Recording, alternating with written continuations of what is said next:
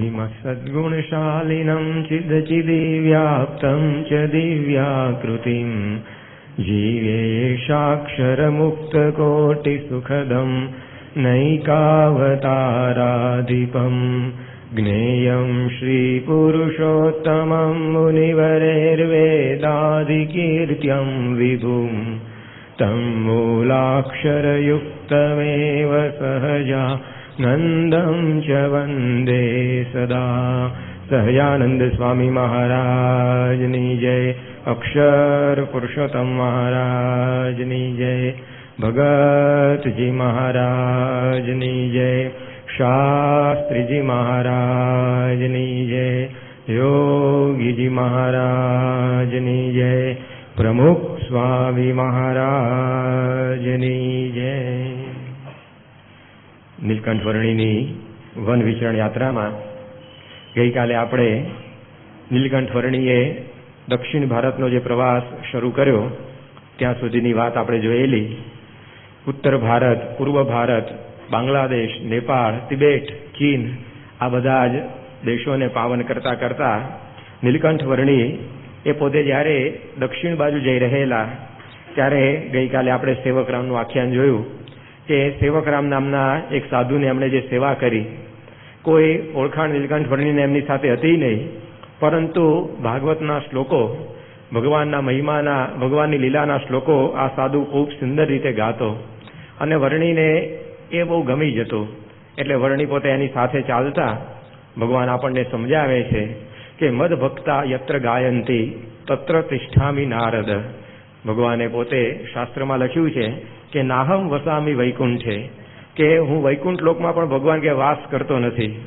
નાહમ યોગીના હૃદયે પી છે, યોગીઓના હૃદયની અંદર પણ હું રહેતો નથી, પરંતુ મારું સરનામું ક્યાં આગળ છે? મદ ભક્તા યત્ર ગાયંતી તત્ર તિષ્ઠામિ નારદ, કે જ્યાં આગળ મારા ભક્તો એ મારા ગુણગાન ગાય છે ત્યાં આગળ અમે સદાય નિવાસ કરીને રહીએ છીએ. તો ભલે આના અંતરમાં એવું ભક્તપણું નહોતું, પરંતુ છતાંય આ ભગવાનના મહિમાની વાતો એ પોતે ગાતો રહેતો. અંદર પોતે આમની જે સેવા કરી એની ગઈકાલે વાતો આપણે બહુ વિસ્તૃત રીતે જોયેલી. પરંતુ 2 મહિનાની સેવા પછી પણ આ વર્ણીનો કોઈ પણ પ્રકારનો ગુણ એ આ સેવકરામને આવ્યો નહીં. ત્યારે વર્ણીને લાગ્યું કે હવે આની પાછળ સમય બગાડવો એ વ્યર્થ છે. એક તો એ સાજો થઈ ગયો છે એટલે હવે નહીં છે આવો. માટે નીલકંઠ વર્ણીએ એના સંગનો ત્યાગ કર્યો. પ્રથમના 10મા વચનામૃતની અંદર શ્રીજી મહારાજે આ સેવકરામની પોતે જે સેવા કરેલી એની વાતો જાતે કહી છે. અને પછી મહારાજે લખ્યું એ કૃતજ્ઞ હતો કે કર્યા કૃત્યને ન જાણનારો, માટે અમે એનો ત્યાગ કરીને ચાલી નીસર્યા. ત્યારે નીલકંઠ વર્ણી આપણને સમજાવે છે કે આપણી ઉપર આવી રીતે ભગવાનના પણ અનંત ઉપકાર છે. હવે એનો બદલો જો પાછો આપણે ન આપીએ તો આપણે પણ કૃતજ્ઞ ઠરીએ. કૃતજ્ઞ જો સેવક રામ જાણ્યો તો પાપી કૃતજ્ઞ જન જે હતે જરૂર તેથી હરિ દૂર જાશે. આપણે પણ જો સેવક રામ જેવા કૃતજ્ઞ થઈએ તો ભગવાન આપણાથી દૂર જતા રહે. આપણા માટે કૃતજ્ઞપણું શું? તો સ્વામી એમની વાતોમાં સમજાવ્યું કે ભગવાને આવો અમૂલ્ય મનુષ્ય દેહ ભજવા માટે આપ્યો, અને એ મનુષ્ય દેહથી જો આપણે ભગવાન ન ભજીએ તો સ્વામી કે આપણે પણ માન આદિ ઇન્દ્રિયો મળે એવી નથી. આજે દુનિયાની અંદર ગમે તેટલા રૂપિયા આપવામાં આવે તો પણ ભગવાને આપેલી આંખ એ કોઈ આપી શકે એમ છે? કાચનો કટકો ફિટ થઈ શકે, દૂરથી લાગે આંખ જેવું, પણ આ આંખ જેવી રીતે ફોટા પાડે છે બધા, એવા ફોટા એવી આંખ પાડે ડોક્ટરની ફિટ કરે એ પાડી શકતી જ નથી. મોહન સાંઈ ઘણી વાર વાત કરે છે કે એક ભાઈ એમને મળવા માટે આવેલા, છીંક આવી એ ભેગું જ નાકનું ટેરવું છે નીચે પડી ગયું. કારણ કે નાક એમનું કંઈ કપાઈ ગયું હશે, એટલે અકસ્માતમાં, જેમ બીજાના નાક કપાય છે એવી રીતે નહીં, પરંતુ અકસ્માતની અંદર નાક કપાઈ ગયેલું. અને પછી હવે નાક જતું રહે એટલે કે સારું તો લાગે નહીં શરીર, એટલે આપણે પ્લાસ્ટિક સર્જરી કરાવી અને આ ટેરવું ફિટ કરાવેલું. પરંતુ આવી રીતે જોરથી છીંક આવી, આમ તો ધ્યાન રાખીને ખાતા હશે પણ એકદમ આવી ગઈ હશે, અને જરા જોરથી આવી એટલે નીચે પડી ગયું ટેરવું. વળી વાવી લઈને આપણે ચોંટાડી દીધું, પાછું સેટ થઈ ગયું. અને મોહન સ્વામીને આ જોયું કે આ શું કાર્યક્રમ થયો, એટલે પૂછ્યું તો સ્વામી કે આ અકસ્માતની અંદર આવી ઈજા થયેલી, એટલે હવે આ નાકની આવી રીતે સર્જરી કરાવી છે. પછી મોહન સ્વામી પૂછ્યું કે તમને આ મોગરો ને બધું તમારે આગળ મૂકવામાં આવે તો સુગંધ આવે? કે ના, કે એની કઈ સુગંધ આવે નહીં આ ટેરવાથી. પછી ગટર આગળ તમે ઉભા હો તો એની ગંધ આવે કે એ ના આવે? સ્થિત પ્રજ્ઞ થઈ ગયેલા, ગંધે ના આવે ને સુગંધે ના આવે. તો જો આ ભગવાને આ નાકના ટેરવાની કેટલી બધી સુગંધ મૂકી છે કેટલી બધી સુગંધ આપણે લઈ શકીએ છીએ. હવે વિજ્ઞાન આજે આટલું બધું આગળ વધ્યું, પણ એવું નાક એ બની શકે એવું નથી. એવું કહેવાય છે કે આપણી આંખો છે એ 80 લાખ જુદા જુદા રંગ પારખી શકે. 80 લાખ રંગ આપણી આંખ સામે મૂકવામાં આવે તો પારખી શકે. જુદા લીલો રંગ કેટલો બધો આપણે છે, છતાં પણ ખબર પડી જાય કે આ ભાઈ આ આસોપાલવના પાંદડાનો લીલો રંગ, આ આંબાના પાંદડાનો લીલો રંગ, આવો પછી બદામના પાંદડાનો લીલો રંગ. રંગ તો લીલો જ કહેવાય, પણ આ કેવું આમ તરત ક્લાસિફાઈ કરી નાખે કે ભાઈ આ લીલો રંગ છે પણ આ જુદો કે. તેવા તો 80 લાખ જુદા જુદા રંગ આપણી આ નાનકડી આંખો ભગવાન એવી બનાવી છે કે પારખી શકે. હવે આવી આંખ એ વિજ્ઞાન હજી સુધી એ બનાવી શક્યું નથી. આપણા કાન એવું કહેવાય છે કે 3 લાખ જુદા જુદા અવાજ પારખી શકે છે. કૂતરા, ગધેડા, બલાડા, આ તે બધું જે કંઈ હોય બધાના અવાજ એને ખબર પડી જાય. અને 3 લાખ આપણે તો બહુ ઓછા સાંભળ્યા છે હજી તો, કારણ કે બહુ એવા પ્રાણીઓ તો આપણને કે મળતા નથી. અને આ રીતે પરંતુ એની કેપેસિટી એટલી છે આપણા શરીરમાં જે ભગવાન એક મુઠ્ઠી જેટલું યકૃત બનાવ્યું છે. હવે એના માટે એવું કહેવાય છે કે લગભગ જુદી જુદી પ્રકારના 200 કેમિકલ્સ એ શરીરમાં પોતે તૈયાર કરે છે. હવે કેવી નાની ફેક્ટરી, છતાં હવે કેટલું બધું પ્રોડક્શન કરે છે. આજે એક તમારે કંઈક બનાવવું હોય તો કેટલી મોટી ફેક્ટરી નાખવી પડે. અહીંયા એમ્સ ઓક્સિજન છે, ઓક્સિજનના સિલિન્ડરો તૈયાર થાય છે. હવે કેટલી મોટું તંત્ર આખું ઊભું કરવામાં આવ્યું છે, કેટલી જમીન જોઈએ, કેટલા કારીગરો, કેટલા એને સંભાળે, ત્યારે માંડ માંડ આ એક કેમિકલ બને. ત્યારે ભગવાને આ મુઠ્ઠી યકૃતની અંદર એવી રચના કરી છે કે 200 કેમિકલ બની જાય અને કોઈ દિવસ હડતાલ બડતાલ કંઈ પડે નહીં. અને રો મટીરિયલ દાળ ભાત રોટલી શાક જે નાખો એ નાખો પણ એ તૈયાર થઈ જાય. બાકી આમાં તો અમુક જ રો મટીરિયલ ચાલે, બીજું આવે તો પછી કંઈક તૃતીયમ બની જાય કેમિકલ. જે બનાવવું એ ના બને બીજું જ બને. પણ આ તો તમે જે નાખો એ નાખો, પરંતુ એ 200 કેમિકલ તૈયાર થઈને નીકળે અને આપણને પોષણ આપે છે. તો સ્વામી કે આ શરીર એવું મહારાજે બનાવ્યું છે કે આવી રીતે એનું કોઈ પણ વસ્તુ એ હજી સુધી વૈજ્ઞાનિકો બનાવી શક્યા નથી. લોહીનું એક ટીપું જે આપણા શરીરમાં બને છે એવું એ ટીપું પણ હજી વિજ્ઞાન બનાવી શક્યું નથી. કેવી ફેક્ટરી છે, દાળ ભાત રોટલી શાક એક બાજુ નાખો બીજી બાજુ લોહી થાય છે. કઈ ફેક્ટરી દુનિયામાં એક એવી એક બાજુ આવું નાખીએ આપણે અને બીજી બાજુથી આમ લોહી નીકળે. આ ગાયોને જુઓ કેવું બનાવ્યું છે, ઘાસ ખાઈને દૂધ આપે. હવે એવી ફેક્ટરી કઈ દુનિયામાં નથી. ત્યારે આ બધી ભગવાનની આવી વિશિષ્ટ રચના એવો આ મનુષ્યને આપણને પ્રાપ્ત થયો છે. પણ સ્વામી કે એ શેના માટે છે? ભગવાન ભજવા માટે છે. આ હરફરવા મોજ શોખ માટે, ખાવા પીવા માટે નથી. કારણ કે ખાવા પીવા જ માટે જો આપણને મનુષ્ય દેહ ભગવાને આપવાનો હોય તો જો પછી પશુનો એના કરતાં વધારે સારો છે. કારણ કે એને કોઈ નિયમ નહીં કે શું ખાવું, કેમનું ખાવું, કેટલું ખાવું. અને વળી પાછું એને કેટલી શાંતિ ખાવા માટે. એને કંઈ નોકરી ધંધો કરવો પડે, ગધેડા 9 વાગે ઓફિસ ખોલવી પડે, અથવા તો ભેંસને કંઈક આવી રીતે કોઈ બિઝનેસ શરૂ કરવો પડે. કેટલી નિરાશ છે ખાવા પીવાની. એને મળી જ જાય જમવાનું 2 ટાઈમ કે 3 ટાઈમ જેટલું ખાવું હોય એટલું. તો જો ખાવા પીવા જ માટે આ મનુષ્ય દેહ ભગવાનને આપવો હોય તો પછી આપણને ઢોર ના બનાવ્યા હોત. પરંતુ કંઈક વિશેષ હેતુ છે આ મનુષ્ય દેહ માટેનો. જો હરવા ફરવા જ આ મનુષ્ય દેહ આપ્યો હોય ગાડીઓમાં, વિમાનોમાં, તો પછી એ પણ પશુઓને અત્યારે તો મળે છે. તમે જોતા હશો ઘણા લોકો આવી રીતે કૂતરા બલાડા ગાડીઓમાં બેસાડીને નીકળતા હોય છે ફરવા. પોતાના બાપને વૃદ્ધાશ્રમમાં મૂકી આવ્યો હોય અને કૂતરાને ગાડીમાં બેસીને ફેરવતો હોય. તો આવી પ્રકારે જો હરવા ફરવા માટે આ બધું આપ્યું હોત આપણને તો એ પણ પશુના દેહમાં તો થઈ જ શકે છે હરવા ફરવાનું. તો આ હેતુ આપણને આ છે આ મનુષ્ય દેહનો. ભાગવતમાં જેમ લખ્યું કે માત્રાર્થમ ચ ભવાર્થમ ચ યાત્મને કલ્પનાય છે.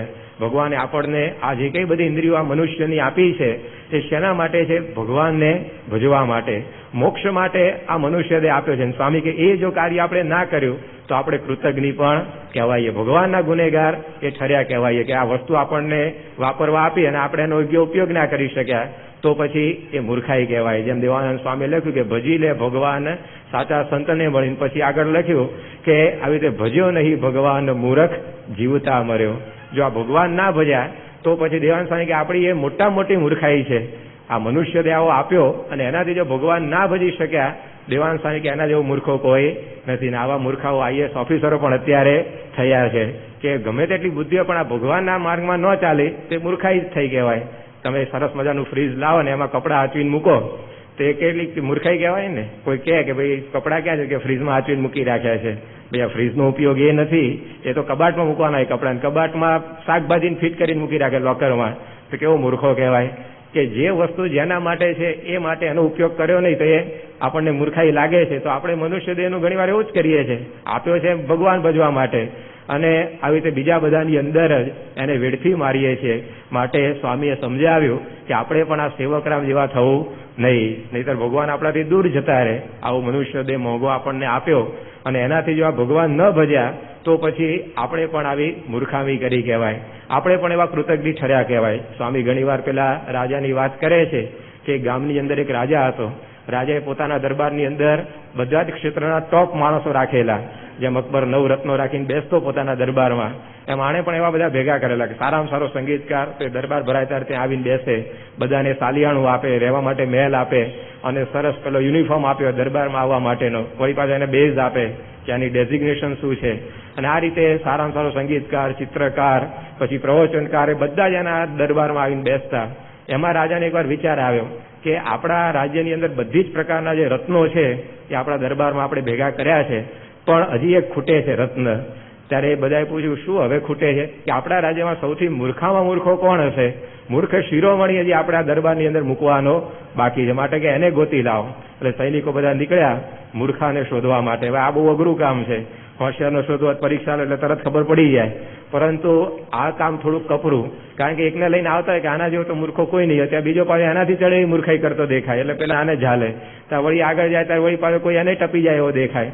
એટલે સૈનિકો બધા હેરાન થઈ ગયા અને મૂર્ખો મળે નહીં રાજ્યમાં. અને એ વખતે પછી જયારે પાછા આવતા હતા ત્યારે એક વ્યક્તિ એમણે જોયો, ડાળે બેસીને ડાળના પાછો છેડે બેસીને થડમાંથી ડાળને કાપતો હતો. હવે ભેગો જ આવે ને ડાળની સાથે નીચે, એટલે એમને થયું કે આના જેવો તો મૂર્ખો કોઈ નહીં મળે.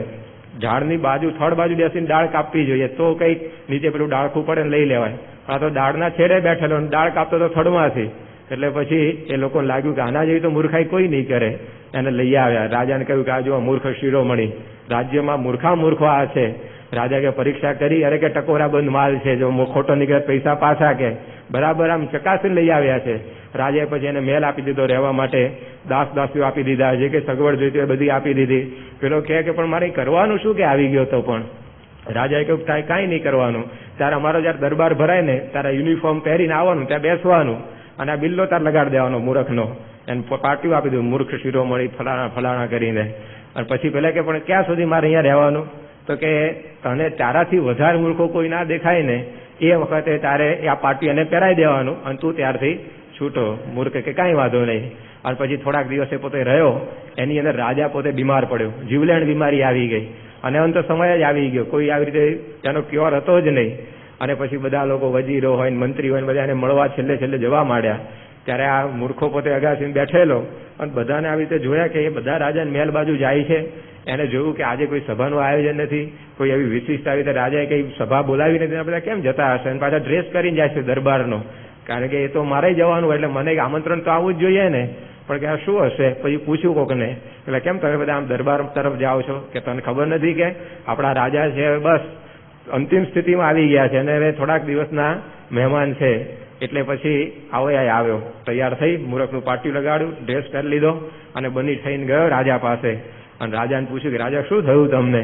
રાજા કે બસ હવે લાંબી સફરે જઈએ છીએ, કે બસ એક બહુ લાંબી યાત્રાનો પ્રારંભ હવે થવાનો છે. પેલાના આશ્ચર્ય, કારણ કે રાજા 2 દાડા બહાર જવાનો હોય તો કેટલી બધી તૈયારીઓ કરે, નાસ્તાના બધા ડબ્બા બંધા, હાથી ઘોડા આ તે બધું તૈયાર થઈ જાય, બધા એના સૈનિકો ભેગા હાલવા માટે તૈયાર થઈ જાય. અને એને થયું કે આ લાંબી યાત્રાની વાત કરે છે, તૈયારી તો કઈ રાજ્યમાં દેખાતી નથી. એટલે પછી આવી રીતે પૂછ્યું રાજાને મૂર્ખાએ કે રાજા તમે વાત કરો છો લાંબી યાત્રાએ જવાની, પણ તૈયારી તો મને કઈ દેખાતી નથી.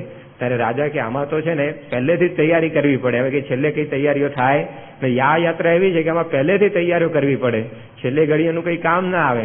ત્યારે પેલા મૂર્ખાએ કહ્યું કે રાજા તમને ખબર હતી કે આની અંદર પહેલેથી જ તૈયારી કરવી પડે, છેલ્લી ઘડીનું કાંઈ કામમાં ના આવે?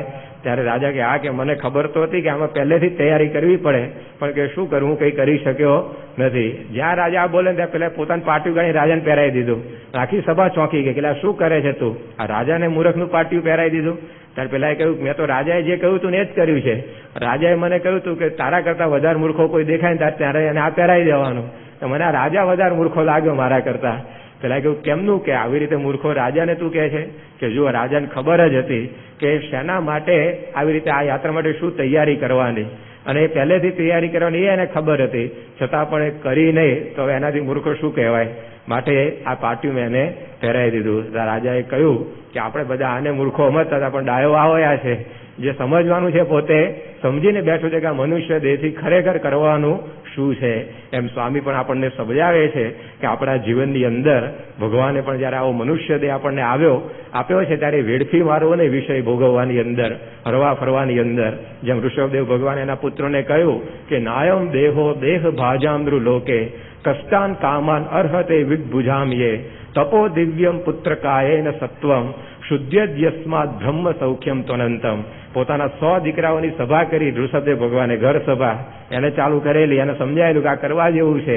એટલે એણે પોતાના 100 પુત્રને ઉપદેશ આપ્યો કે હે પુત્રો, આ તમારો જે મનુષ્ય દેહ એ તમને વિષય ભોગવવા ભગવાને આપ્યો નથી. કારણ કે વિષય ભોગ એ તો વિષ્ટાના ખાનારા ભૂંડને પણ પ્રાપ્ત થાય છે. માટે વીડ ભુજામ એટલે કે વિષ્ટાના ખાનારા જે ભૂંડ હોય એ પણ વિષય તો ભોગવે છે, એ પણ ખાય છે, પીવે છે, હરે છે, ફરે છે, બધું જ કરે છે. તો આના માટે કે આ મનુષ્ય દેહ નથી, માટે આ દેહ કરીને તમે એવું દિવ્ય તપ કરજો કે જેથી તમને ભગવાનનું અનંત સુખ પ્રાપ્ત થઈ જાય. તો આ વિષય ભોગવવા માટે ભગવાને આપણને આ કઈ દેહ આપ્યો નથી. કારણ કે તો પશુઓ નહીં મળે છે. ભેંસ પણ સવારે ઉઠે એમ માણસ પણ ઉઠતો હોય છે. ભેંસ પણ ખાય અને માણસ પણ ખાય. ભેંસ પણ પછી આવી રીતે ઊંઘે, માણસ પણ સૂઈ જાય. ભેંસ પણ બધું એનું કુટુંબ કબીલું મોટું કરે, માણસ પણ રીતે એના કુટુંબનું આવી રીતે પોષણ કરે, અને ભેંસે મરી જાય, માણસે મરી જાય. વિશેષ શું રહ્યું?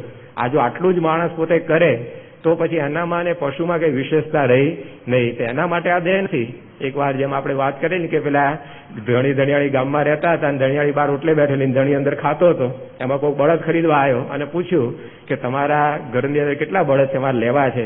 તો પેલી પત્નીએ કહ્યું કે અમારા ઘરમાં 3 બળદ છે. કે પેલો ધણી આમ કોળીઓ ખાતો હતો ને મૂકી દીધો, બહાર આવ્યો કે કેમ ના ગપ્પા મારે છે, કે આપણે 2 બળદ જ છે અને ત્રીજો લઈ આવી ક્યાંથી, નવો ખરીદી લાવી કે શું? એટલે પૂછ્યું કે લે તું કેમ આમ ગપ્પું મારે છે, આપણા ઘરમાં 2 જ બળદ આપણે રાખીએ છીએ અને તું ત્રીજો લઈ આવી ક્યાંથી? ત્યારે એની પત્નીએ કહ્યું કે 2 બળદ છે, એક ખેતરમાં રહે છે અને એક ઘરમાં રહે છે. કે કોઈ દાડ તમે મંદિરમાં ગયા, કોઈ દાડ પૂજાપાઠ કરી, કોઈ દાડ ભક્તિ કરી, માળા ફેરવી, ત્યારે પેલા બળદમાં તમારામાં ફેર શું રહ્યો? એ ખાય છે તમે ખાઓ છો, એ ઊંઘે છે તમે ઊંઘો છો, એમાં કઈ ફેર રહ્યો નથી. ત્યારે આવું જો ભક્તિ ના હોય જીવનમાં તો આ દેહ મનુષ્યનો જે મળ્યો એનો કોઈ અર્થ રહેતો નથી. માટે શ્રીજી મહારાજ આપણને સમજાવે છે કે આ સેવકરામ જેવો આપણે પણ આ કૃતજ્ઞપણાનો ગુણ અંગીકાર કરવો નહીં. ભગવાને આ મનુષ્ય દેહ આપ્યો છે તો એને ભગવાનની ભક્તિ કરીને આપણે સાર્થક કરી દેવો. ત્યારે એ રીતે વર્ણી પોતે આ સેવકરામની સેવા કરી અને હવે ત્યાંથી આગળ નીકળ્યા અને ત્યાંથી પછી કાંચી નામની નગરીની અંદર પધાર્યા. ભારતમાં જે 7 પુરીઓ કહેવાય છે કે કાશી છે, કાંચી છે, અયોધ્યા છે, દ્વારકા છે, તો આ 7 પુરીમાંની એક પુરી એટલે કે નગરી આ કાંચી. અને કાંચી અને કાશી એ બેને શિવના નેત્રો ગણવામાં આવે છે. તેવી પવિત્ર આ નગરીમાં નીલકંઠ વર્ણી પોતે પધાર્યા. ત્યાંથી પછી પોતે શ્રીરંગ ક્ષેત્રની અંદર ગયા અને શ્રીરંગ ક્ષેત્રમાં 2 મહિના સુધી પોતે ત્યાં આગળ રહ્યા. અનેક લોકોને દર્શન વગેરેનો આ લાભ આપીને કૃતાર્થ કર્યા. ત્યાંથી પછી શ્રીજી મહારાજ એ સેતુબંધ રામેશ્વર પોતે પધાર્યા. ત્યાં પણ 2 માસ સુધી એ પોતે રહ્યા અને ત્યાર પછી નીલકંઠ વર્ણી ત્યાંથી આગળ એ પોતાનું પ્રસ્થાન કરે છે. એ વખતે વનની અંદરથી પોતે પસાર થતા હતા, પરંતુ એવું ઘનઘોર વન હશે કે એની અંદર 4 દિવસ સુધી વર્ણી ચાલ્યા તો પણ એમને જળ કે અન્ન કાંઈ મળ્યું નહીં. તેમાં ચાલ્યા પ્રભુ દીન 4, જળ ફળ નવ પામ્યા આહાર. પાણી પણ મળ્યું નહીં, ફળ ફળાદી પણ મળ્યા નહીં. અને આવી રીતે 4 દિવસ સુધી વર્ણી પોતે લાગટ ઉપવાસ કરતા કરતા એ આગળ પહોંચ્યા. ત્યારે 5મે દિન વિચરતા પાવ, એક આવ્યું છોટું તળાવ. 5મા દિવસ એક નાનકડું તળાવ એ આ વર્ણીની નજરે પડ્યું અને ત્યાં આગળ નીલકંઠ વર્ણીએ પોતે સ્નાનાદિક પોતાની વિધિ કરી, પોતાની પાસે જે શાલિગ્રામ હતા એની પૂજા કરી અને ત્યાંથી પરબોળિયાની ફળીઓ, એક સામાન્ય ધાન એમને પ્રાપ્ત થયું, એને શેકીને એમણે પોતે શાલિગ્રામને ધરાવ્યા અને ત્યાર પછી પોતે પણ એ અંગીકાર કર્યું અને એ રીતે આ 5મો દિવસ પણ પસાર થયો. 6ઠે દિવસે જ્યારે બપોરનો સમય થયો ત્યારે એક વડ વર્ણીની નજરે આવ્યો અને વડ નીચે જઈ અને વર્ણી પોતે એ ત્યાં આગળ બેઠેલા. બાજુમાં એક કૂવો હતો, એ કૂવામાંથી પોતે થોડુંક પાણી સિંચી લાવ્યા. એનાથી પોતે સ્નાન વિધિ કરી નિત્યકર્મ પોતાનું પૂરું કર્યું અને ત્યાર પછી વર્ણીને લાગ્યું કે આપણે હવે ભગવાનને પણ સ્નાન કરાવીએ. પોતાની પાસે જે શાલિગ્રામ હતા એને પણ એક પાંદડા ઉપર એમણે મૂક્યા અને નીલકંઠ વર્ણી એ જ્યારે શાલિગ્રામને નવરાવા બેઠા ત્યારે જળ નામ્યું ભરીને કઠારી, તે તો શોષી ગયા બધું વારે. જેવું પાણી શાલિગ્રામ ઉપર પડે તરત એ શાલિગ્રામ બધું જ પાણી એ શોષી જાય. ત્યારે નીલકંઠ વર્ણીને લાગ્યું કે આ ભગવાનને જુઓ તો ખરા કેટલી તરસ લાગે છે કે જેટલું કંઈ પાણી આપણે એમને ધરાવીએ છીએ એ બધું જ પોતે પી જાય છે. ત્યારે એમને વિચાર થયો કે એવી તરસ લાગી તેને જ્યારે હશે ક્ષુધા પણ લાગી ત્યારે. જો આ તરસ લાગી છે તો ભૂખ પણ લાગી હશે ને ભગવાનને, કારણ કે આ પાણી પોતે પી જાય છે બધું, તો એમને આવી રીતે ભૂખ પણ જરૂર લાગી હશે. પરંતુ એ વખતે નૈવેદ્ય ધરાવવા માટે આ નીલકંઠ વર્ણીની પાસે કોઈ જ વસ્તુ હતી નહીં. શું ભગવાનને આવી રીતે જમાડવા માટે એમને અર્પણ કરવું એ કાંઈ એમની પાસે હતું નહીં. એવે અવસરે આવ્યા મહેશ, અંગે કાપડીનો ધરી વેશ, બેઠા નંદી ઉપર સિદ્ધનાથ, સતી પાર્વતી હતા સાથ.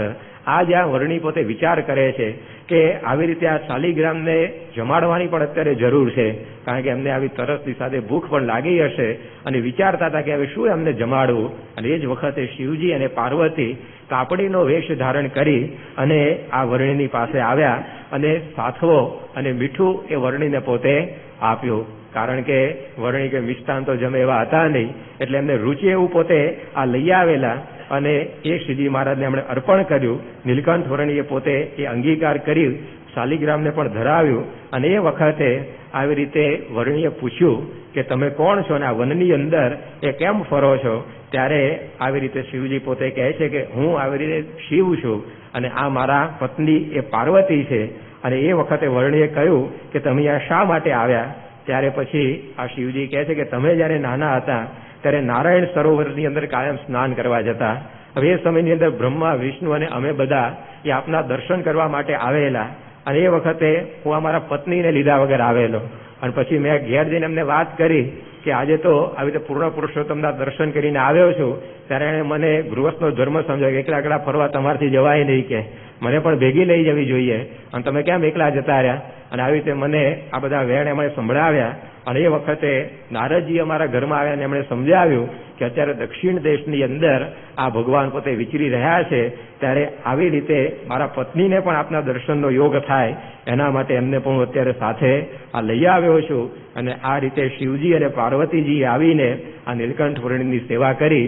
નીલકંઠ વર્ણીએ પણ એમની ઉપર કૃપા દ્રષ્ટિ કરી અને જાણે વરદાન આપ્યું કે તમે અમારી આટલી સેવા કરી છે તો તમને પણ અમે કાયમ થાળ થાય એવું કરી આપશું. અને જુનાગઢનું મંદિર જે શ્રીજી મહારાજે તૈયાર કર્યું, જ્યાં ગુણાતીતાનંદ સ્વામી 40 વર્ષ મહંત રહેલા, ત્યાં આગળ શિવજીની એમણે મૂર્તિ પધરાવી છે. શિવજીનું આમ લિંગ જ હોય મહાદેવની અંદર, મૂર્તિ કાંઈ હોય નહીં, પરંતુ શ્રીજી મહારાજે પોતે શિવજીની મૂર્તિ ત્યાં આગળ પધરાવી છે. રોજ 2 ટાઈમ શ્રીજી મહારાજની સાથે પણ પોતે થાળ જમતા થઈ ગયા. એકવાર ભગવાને થાળ જમાડ્યો મીઠું ને સાથો, એમાં તો શ્રીજી મહારાજે કાયમ એમને પાકા થાળ જમવાની વ્યવસ્થા કરી આપી. તો આવી પ્રકારે ભગવાન એવા દયાળુ છે કે એમની અલ્પ આપણે જો સેવા કરીએ તો કાયમના દુઃખ એ બધા આપણા ટાળી નાખે છે.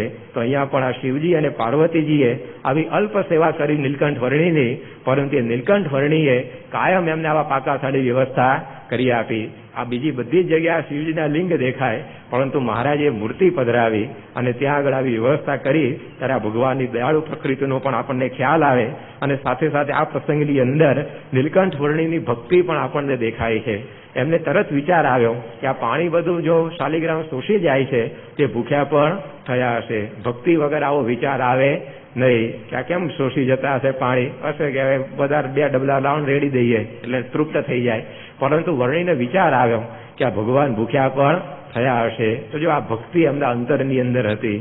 હવે પોતે સ્વયં ભગવાન હતા, પરંતુ આપણને પણ એ શીખવાડે છે કે આવી ભક્તિથી ભગવાન પ્રસન્ન થતા હોય છે. તો આવી નીલકંઠ વર્ણીની ભક્તિ એ પણ આપણને અહીંયા દેખાય છે. અને એ જ ભક્તિ પરંપરાની અંદર આજે આપણે ગુણાતીત સત્પુરુષોને પણ જોઈએ છીએ કે સાક્ષાત એ ભગવાનનું સ્વરૂપ છે, છતાં પણ 24 કલાક એ અખંડ શ્રીજી મહારાજની ભક્તિ કરતા રહે છે. ભક્તિ આવી રીતે એમને કેટલી સિદ્ધ થઈ ગઈ છે. મહારાજ એમના અંગોંગમાં આવી ગયા છે, પોતે મહારાજનું રૂપ બની ગયા છે, છતાં પણ ભક્તિ એમની ચૂકાતી નથી. દાસત્વ ભાવ એ ભગવાન પ્રત્યે અખંડ એમના અંતરમાં દેખાયા કરે. એકવાર યોગીજી મહારાજ ગોંડલ મંદિરમાં દર્શન કરવા માટે ઉપર સાંજે ગયા હશે અને ઠાકોરજીને સરગવાનું શાક એ ધરાવવામાં આવેલું. ત્યારે યોગીજી મહારાજે ટકોર કરી કે સાંજે છે ને સરગવાનું શાક ઠાકોરજીને ધરાવવું નહીં, કારણ કે સાંજનો થાળનો સમય 20 મિનિટનો જ હોય અને સરગવાની શીંગો તો ચૂસી ખાવ ને તો વાર વધારે લાગે ને ભગવાન ઓછું જમી શકે. માટે કે આવા શાક એ બપોરે બનાવે, જ્યારે 1.5 કલાકનો થાળ થતો હોય ત્યારે કે આવા શાક બનાવે, કેટલી સૂક્ષ્મ દ્રષ્ટિ. આપણને તો કઈ આ નજરમાં જ ના આવે, બધા ભક્તિ હોય અને આવા બધા સૂક્ષ્મ વિચારો આવતા હોય છે. એકવાર ઠાકોરજીને એક સંતે આવી રીતે પેંડો ધરાવ્યો અને પછી ઉકાળો ધરાવવા જતા હતા. યોગીજી મહારાજે તરત કહ્યું, ગુરુ આવું ન કરવું, કે પહેલા ઉકાળો ધરાવ પછી પેંડા ધરાવ, કારણ કે પેંડો ખવડાવે પછી ઉકાળો ધરાવશો તો ઉકાળો મોડો લાગે ઠાકોરજીને. હવે આવો વિચાર આપણને આવે? આવો વિચાર યોગીજી મહારાજને, કે પહેલા આપણે જેમ પેંડો ખાઈએ પછી દૂધ પીએ આપણને મોડું લાગે છે, તો ઠાકોરજીને કે એવું નહીં થતું હોય. તો આવી પ્રકારની આ સૂક્ષ્મ ભક્તિ એ યોગીજી મહારાજના જીવનની અંદર દેખાય. શાસ્ત્રીજી મહારાજ કહેતા કે વલ્ભાચાર્યને જેવી આ કૃષ્ણ ભગવાનના વિશે ભક્તિ હતી, એવી જ ભક્તિ આ યોગીજી મહારાજને ઠાકોરજીના પ્રત્યે છે. અને એમની ભક્તિથી મહારાજ એમને વર્ષ વર્તાતા. અત્યારે જે સ્વામી શ્રી હરિકૃષ્ણ મહારાજ રાખે છે એની એટલી બધી સેવા યોગીજી મહારાજે કરેલી છે કે એ મૂર્તિ એ યોગીજી મહારાજ કે એ પ્રમાણે બધા સંકલ્પો પૂરા કરતી. ભાવનગરમાં એકવાર સ્વામી પધારેલા, બધા હરિભક્તોએ કહ્યું કે આજે તો સાક્ષાત મહારાજને જમાડો. ત્યારે યોગીજી મહારાજ કહે છે, મહારાજ તો સાક્ષાત જમે જ છે રોજ, કે એ આપણને દેખાતું નથી. પરંતુ બધા હરિભક્તોએ આગ્રહ કર્યો. યોગીજી મહારાજ કહ્યું, આપણે તો વિનંતી કરશું, ભગવાનને એવા દર્શન આપવા હશે તો આપશે. અને યોગીજી મહારાજ બધો થાળ મૂકીને પડદો પાડીને એવા મીઠા ભાવથી અલગથી ગાવા માંડ્યા. અને જ્યારે થાળ પૂરો થયો ત્યારે બધી વસ્તુ અંદરથી ઓછી થઈ ગયેલી. શ્રીખંડની વાડકીમાં પણ આંગળી બોળી હોય ઠાકોરજી એવી પ્રકારના ચિહ્ન બધા અંકિત થઈ ગયેલા. ત્યારે બધાને પ્રતીતિ આવી કે યોગીજી મહારાજ જ્યારે થાળ જમાડે છે ત્યારે સાક્ષાત મહારાજ પોતે જમતા હોય છે. તો આવી ભક્તિથી ભગવાન એમણે પોતે એવા વશ કરી લીધેલા.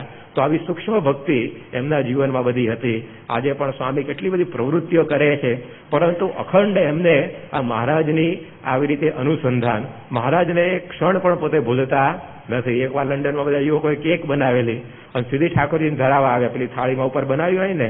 સ્વામી કે તમે ખાવ ત્યારે આવી રીતે ખાવ છો, કે આમાં ઠાકોરજીને ખાતા કેમનું ખાવ? માટે એક કટકો કરીને પછી ધરાવવાનો હોય ઠાકોરજીને. કારણ કે આપણે ચારે ખાઈએ ત્યારે ઓછી થાળી લઈને સીધું બચકા ભરીએ છીએ.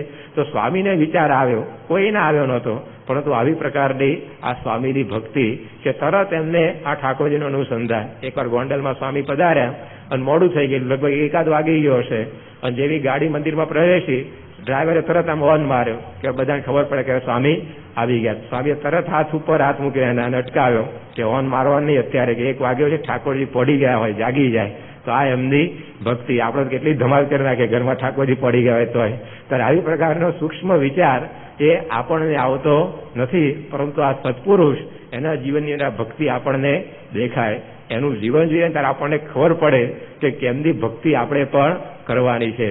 યોગીજી મહારાજ એકાદશીનો દિવસ હોય એમને તો નિજડા ઉપવાસ હોય, છતાં પણ 5 થાળ મોટા લાંબા લાંબા એ અવશ્ય પોતે ઠાકોરજી આગળ બેસીને ગાય. આપણે જમવાનું હોય તો થાળ ગાવાનો ઉત્સાહ આવે આપણને, પરંતુ જો આપણે એકાદશી હોય ઉપવાસ હોય ને તો ઠાકોરજીને વગર કેલેન્ડરે ખબર પડી જાય કે આજે એકાદશી લાગે છે. કારણ કે થાળ એવો સામાન્ય જ બનાવ્યો હોય, કારણ કે આપણે જમવાના એટલે બહુ માથાકૂટ કરીએ નહીં. પરંતુ યોગીજી મહારાજને આવો ભાવ આગ્રહ કરી અને મહારાજને પોતે જમાડે, ત્યારે આવી ભક્તિ આ સત્પુરુષોના જીવનમાં આપણને દેખાય છે.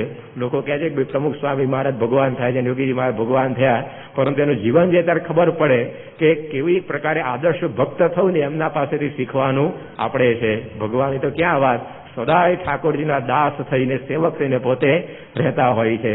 સન્માનનો પ્રસંગ હોય તો હરિકૃષ્ણ મહારાજને આગળ કરવાના. હમણાં યુનોમાં ગયા વર્ષે સ્વામીશ્રી પધાર્યા તો પહેલા ઠાકોરજીનો અંદર પ્રવેશ કરાવડાવ્યો અને પછી પોતે પધારેલા. બિલ ક્લિન્ટનને મળ્યા તો સ્વામીએ ઠાકોરજીની સ્પેશિયલ ઓળખાણ કરાવી. જે ઇન્ટરપ્રિટર હતા એને કહ્યું કે આ ઠાકોરજીને એમને ઓળખાણ કરાવો. કોફી આનંદ યુનોના મહામંત્રી એને મળ્યા તો સ્વામીએ જે ઇન્ટરપ્રિટર હતા એને કહ્યું કે એમને મહારાજના કાર્ય અને જીવનની કંઈક વાતો કરો. ત્યારે આવી પ્રકારનું જ્યાં જ્યાં આવું સન્માન હોય તો પણ ઠાકોરજીને જ સદાય આગળ પોતે રાખે છે. કેનેડાની પાર્લામેન્ટમાં જયારે સ્વામી પધાર્યા, આખા ઇતિહાસની અંદર એ દેશના પહેલી વાર આવા કોઈ હિન્દુ ધર્મગુરુ પાર્લામેન્ટમાં પધારતા હશે. આવું જબરજસ્ત સ્વામીનું સન્માન ત્યાં આગળ થયું. અને એ વખતે ત્યાંનો સ્પીકર હતો જોન ફેઇઝર, એને જાહેરાત કરી કે આપણે સ્વામીને વિનંતી કરી પોતે ઉભા થાય અને આપણને બધાને દર્શન આપે. ત્યારે સ્વામીએ બાજુમાં કર્યો કે તમે ઉભા થાવ, કે તમારા હાથમાં ઠાકોરજી છે, પહેલા ઠાકોરજીના બધાને દર્શન કરાવો, કે આ સન્માન ઠાકોરજીનું થાય છે. તો આવી ભક્તિ આપણે તો આવું હોય તો અડધી જાહેરાત ઉભા થઈ જઈએ કે ભાઈ જોઈ લો બધા અમને, કે પરંતુ સ્વામીને આમ ઉમળકો જ નહીં. સ્વામીને બધા પ્રસંગોની આ જ ભાવ કે જે કંઈ છે બધું મહારાજના લીધે છે, આપણે તો એના દાસ છીએ. તો આવી રીતે આ સ્વામીશ્રી પણ એ પોતે ભક્તિ કરે છે. તો અહીંયા નીલકંઠ વર્ણીએ એ પણ આપણને બતાવ્યું સાક્ષાત પોતે પૂર્ણ પુરુષોત્તમ હતા, છતાં પણ ભક્તિ કેવી રીતે કરવી જોઈએ એ વર્ણિ આપણને શીખવાડે છે. અને ત્યાંથી પછી હવે નીલકંઠ વર્ણિ આવી રીતે આ શિવજીની સેવા અંગીકાર કરી અને આગળ જતા હતા.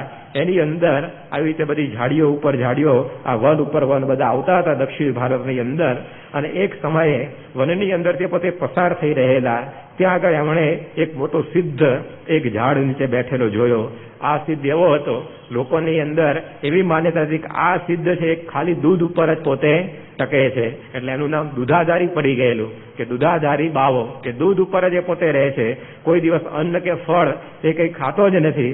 અને આ બાવો પાછો દિશાએ પણ જતો નથી, એટલે કે શૌચ વિધિએ કોઈ દિવસ કરવા જતો નથી. આવી પ્રકારની આ લોકોની અંદર બધી માન્યતા પ્રવર્તતી હતી. અને વસ્તીમાં કોઈ દિવસ આવતો નથી, એ પોતે કાયમ ભોયરાની અંદર જ દટાઈને રહે છે. અને આવી પ્રકારે આ બાવાની બધી પ્રસિદ્ધિ આવી રીતે ચારે બાજુ પ્રવર્ત